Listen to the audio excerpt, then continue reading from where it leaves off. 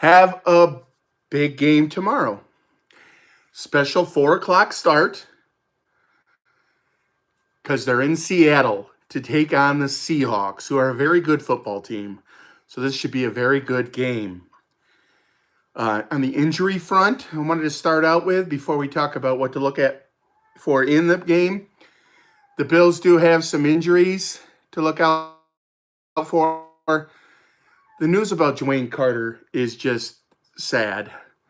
I believe he has a wrist injury, had to have surgery, and is going to be out for 4 weeks.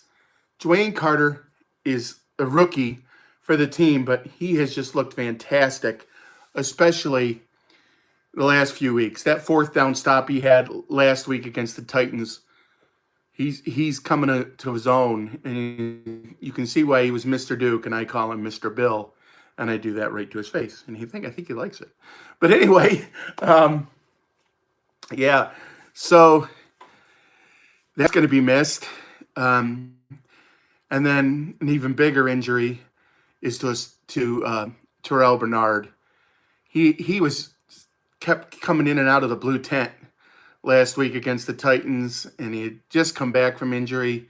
He's not going to be able to go this game, and I know that guy will be a go if he has any opportunity to go. So that's we're really going to miss Terrell Bernard in the middle of the field at the linebacker position. But Balin Spector is going to have to step up like he did earlier this year and play well. Curtis Samuel is also hurt. He's not going to play.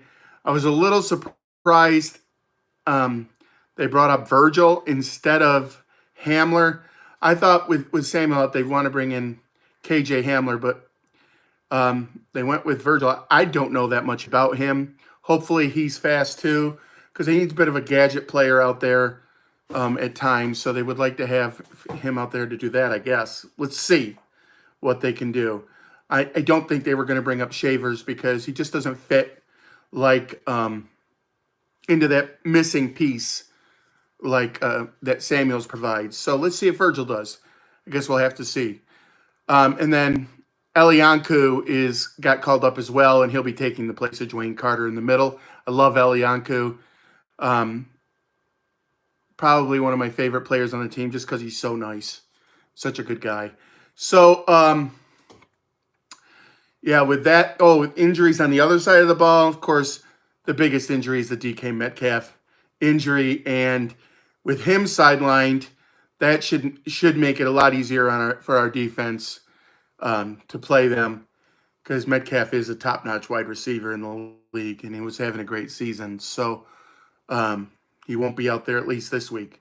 Now, moving on to the game itself. Let's take some questions first.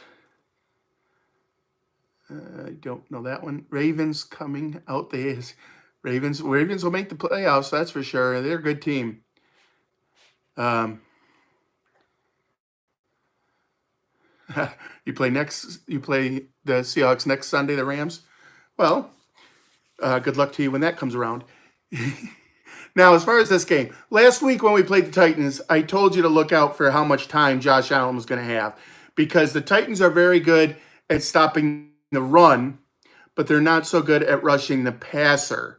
So, so Josh Allen did have a lot of time in the pocket, and we did have some problems running the ball, although Davis came out and looked pretty good at times. The biggest thing for this game is that these defensive linemen are the exact opposite of the Titans. They have trouble with the run, in my opinion, but they're very good at going after the quarterback. So Josh Allen's going to have to be aware. He's going to have to use some of his rollout things to see if that works. And so I hope it'll be a big game for James Cook. I think the running game will be the feature in this game. Cook,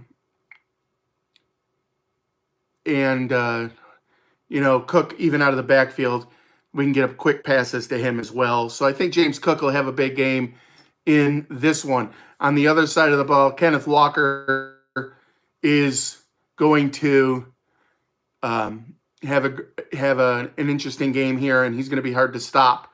He's a good running back, and now with Carter and Bernard out up the middle, they're going to be able to. Well, I don't want to say they're going to be able to because you still have Oliver and Jones up there, but it's going to make it a little easier to run it up the middle against us, and we'll see what happens there.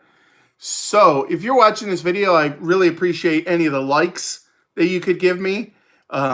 Please subscribe if you like the video or you don't like the video. Even if you don't like the video, you can subscribe. You can like the video. You can tell all your friends and have them come next time I go live so they have to sit through this. Yeah, so Buffalo Bills sitting at a 2.5 game lead right now in the AFC East. Yes, go Bills.